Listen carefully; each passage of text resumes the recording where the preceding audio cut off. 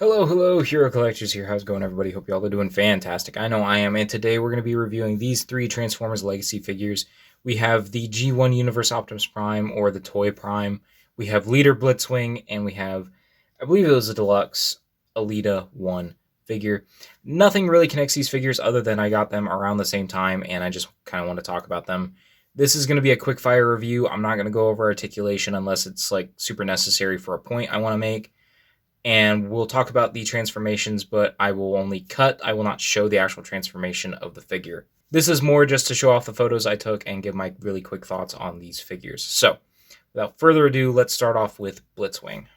Alright, taking a look here at Blitzwing at the robot mode, you can see just the few colors that he does use: the purple, the tan, the yellow, the red, just all kind of blend together for a cool, bulky robot mode. Let's see, a lot of the tank bits here on the back. I actually like how you can extend the barrel of the tank while still in this mode, not mold. And if you want to actually like rotate it and have it be like a turret or something, that is actually pretty cool. I had a couple pictures I took where I had something like that going on. But getting to the rest of the figure, this is my first triple changer Transformers figure, so I really wasn't sure what to expect in terms of like bulkiness and transformation and like the overall figure's engineering, and it's actually pretty good. My biggest complaint with this figure in terms of like the robot mode is the choice of plastic for the purple parts. As you can see here, it's already starting to stress, and I've maybe transformed it 2 or 3 times, but just the purple plastic, it feels more breakable than the tan and other Transformers that I've had in the past, so that does kind of scare me. I'm not super critical of Transformers figures, they're just meant to be fun, and that's what I got out of this figure, aside from that potential breakage. Getting into accessories, we have the sword. It is painted really nicely, but it is that rubbery material that I've seen on a few figures. I don't care for that. I wish it would have just been a solid plastic. This part down here is solid, but not the chrome sword bit. He also has 2 guns that are just purple plastic. You can see there. They've got some ports on the side so you can put them on different parts of the figure. And then the accessory I'm just not sure about are these like laser guns, laser fists, whatever you want to call them. I don't know what they are. I watched a review and they aren't really sure what they are as well. So they're just going to be some, I don't know, accessories I put on a different character or something down the line. They're fine. I didn't really do much with them, but they are accessories. So now with that out of the way, let's go ahead and put him into the tank mode. Alright, here is the tank mode, and it looks pretty good. I think this is the cleaner of the 2 alt modes. You can see the bottom there. My only real complaint is just up here at the front, and I left it, like this just to kind of show. I could have flipped the head around, but, you can just see the head in the, I don't know what you would call this part of the tank. And I don't love the cockpit here, but it's not, like, super awful. It is a triple changer, so you are going to have some carryover from the different modes. I keep wanting to say molds instead of modes, but I think the tank here is pretty cool. It's even got the thrusters from the jet mode in the back. I think that would be fun, just see a tank down the battlefield just going crazy with those thrusters. But yeah, nothing really to say. I think the cannon here can get some pretty good posability and movement, and you can always kind of detach it if you want to get some different angles. It is a Transformer after all. It doesn't have to be 100% accurate to real life tank physics. But yeah, that out of the way, let's talk about the jet mode. Alright, here he is in jet mode, and yeah, it's the less clean of the 2 alt modes. I mean, from the top it doesn't look too bad, but as soon as you go any lower than that, it's a little hindered by the tank mode, but not terrible. I'm never going to actually display him in this mode. I would rather the tank mode, but I'm usually going to have him in the bot mode, so I think this is just a fun feature. I tried to take a couple pictures of it, and you can see more of the purple plastic being stressed there. Just scares me a little bit. So, anywho, with all that out of the way, let's give my final thoughts on Blitzwing. So overall, Blitzwing was one that I just thought was a cool design and was able to get for $25. So I figured why not? You know, half price of a leader class figure, it had to be at least fun enough to make it feel like it was worth it. And I would say, yeah, it's a big, bulky Decepticon for my Decepticons collection. It's one that I don't know too much about, but I enjoy the design. I enjoy the tank mode. I just think it looks like a cool figure. My biggest complaint is, yeah, the purple plastic seems to be stressed, and it has me real scared that eventually some of those parts will break off. Again, I'm going to keep him in bot mode most of the time, but what I like about Transformers is I can just pick one up and transform it and just have it be like a fidget kind of thing. But if I'm worried about the plastic breaking, then I'm going to pick it up less, which means I'm going to enjoy the figure less. So just down the road, I think that is a problem that I have with this figure. Otherwise, it's fun, it's big, it's bulky, it's a bad guy. I think it's an okay figure. In terms of fun factor, I would say, yeah, between the sword and the guns and the tank mode, I did have a fun time with this figure. I think overall you can have fun with it. I certainly did, but I don't know if I would ever buy another figure on this mold again, because I know it did get a recent repaint with a different character, so I'm just going to stick with Blitzwing. Then for my final rating, I'm just going to give it a 7 out of 10. You know, it's average. It's got some flaws, but it also has some high points. I think it's just a decent figure for what you get, and I have no serious complaints other than the plastic quality. All right, moving on to Elita-1 here. This is kind of the newer kind of female robot mode base body it's less like direct humanoid and it's got more like actual like tech parts to it. I feel like it does have a giant backpack, depending on how you feel about those. These shoulder kind of pad thingies that are here, if you want to drop them down, you can because of the transformation. So if you prefer that, it adds to the bulk of the back, but it can break up this design if you don't care for how it's displayed like this. The body overall is pretty great. I think it is a nice departure from what we've gotten with previous Elita-1s, and that's kind of what made me interested in this figure. It's a different build, but still captures that essence. And in terms of Elita-1, my main inspiration for a G1 figure for the collection is because of the Skybound comics. So that's kind of what prompted this purchase. I would say my biggest complaint about this figure are the ankles. So her feet are only this one piece, and it's a different plastic than some other parts on her. You can kind of see where this plastic is implemented. It's kind of this less purple kind of, I don't really, closer to pink, I guess, color. There's just no real like stable way to have her feet, and it just kind of feels like a cheap plastic on the feet, so it just does not feel great. And like there's that heavy detent there to lock it in between, so it's either this or that in terms of detents. So that's about my biggest complaint with the bot mode. If you don't like the backpack, I understand, but it doesn't really bother me. In terms of accessories, she has these two kind of clear guns. I don't really have a favorite between the two. I think I like her holding both.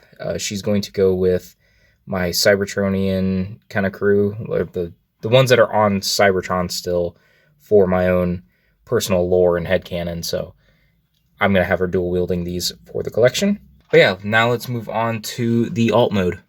Alright, here is Elita in the alt mode, and looking pretty good until you get back here, and that's my other problem with the feet. It just doesn't create a good vehicle mode. Like, yeah, you can see these as thrusters, but it just does, they tend to flop. You know, they're not very secure, and then you just got an open gap in the back.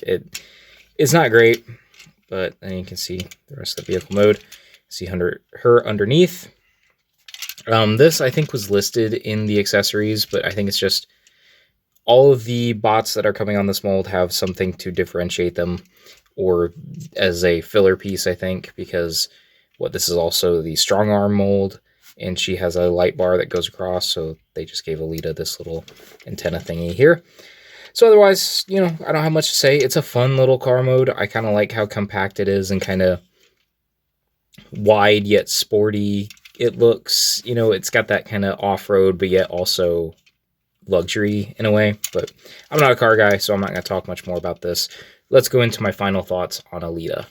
So Elita is a fun bot, and I got her simply because of the Skybound comics and the recent TF1 movie that has elevated this character in my head. So to get her for my G1 stuff and have this be a better figure than the RC mold that Elita was previously on, I appreciate that, and I do like this more than that RC mold. It does have the problem with the feet, and that's probably my biggest complaint. Otherwise, I think this is great.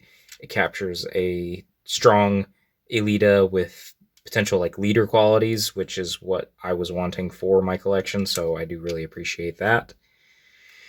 In terms of fun factor, I'd say yes. Like the backpack might get in the way, and the feet being an issue might get, cause a problem here and there with posing, but otherwise I had a blast when posing her. There was some shots in there that I love how they turned out. I love how well it worked when I was posing, so it just was a nice experience to pose her. For final rating, I'm going to give her an 8 out of 10. This figure was so good enough to convince me to want a Minerva figure, which is also on this body mold, so, this one was satisfying enough a release to convince me to get another figure on this mold, which, I say what you will about, enabling. A figure enabling another figure is always better than somebody else convincing you to buy something else. All right, here is Toy Optimus Prime, and you can see he is a nice chunky boy. I got this guy just on a pure whim, and I have a small kind of like toy side of my collection that I'm going to do just to kind of have him with a little crew, but you can see how chunky he is and how reminiscent it is of the kind of G1 toy in that sense. I've never owned the G1 toy, and I know that the Missing Link Optimus Prime came out recently. That's, if you prefer one or the other, go for it. I have no preference either way. I just thought this guy was cool and cheaper. I feel like maybe some of this should have been painted on the legs, but it doesn't bother me too much. Probably my biggest complaint with the robot mode, or just in general with the figure, is the fact that these tires can come off kind of easy.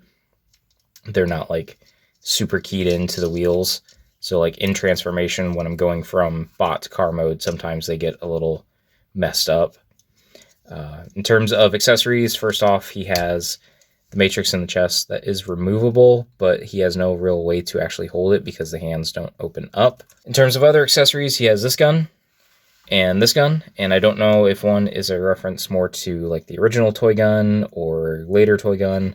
And then he has this Energon axe, which is pretty cool. That one can just go in the hand there.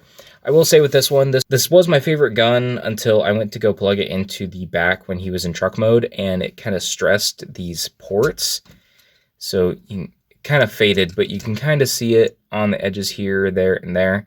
So the fact that it was stressing those ports, I didn't want to put it in the hand anymore because the hand has like very little like support in some of these areas, so I didn't want it to break the hand. So I wish that this was maybe shaved down a little bit. Maybe I'll go through. I hope this is all just black plastic, so if I do go to like sand it down, it's not going to ruin the color. But yeah, that is a bummer. So in the meantime, I just equip this gun in his hand, and it works just fine. So let's move on to the alt mode. All right, and here's Optimus Prime in his truck mode. You can see all the different ports on the bed of the truck. And you got a port there, and then the front of the truck here. It all looks really good. Like, I have no real serious complaints about this mode. It is very compact. It's a deluxe Optimus Prime that comes together for probably one of the cleanest truck modes I've seen, aside from maybe the Commander class that came out recently. But yeah, pretty nice. I don't really have anything else to say. It's got some rubber tires, so those roll really nicely. So yeah, let's go ahead and give my final thoughts. So my final thoughts on this Optimus Prime is it's just a fun toy. Like, I got this because it looked fun. I made a whole new side collection in my Transformers stuff just to justify having this guy.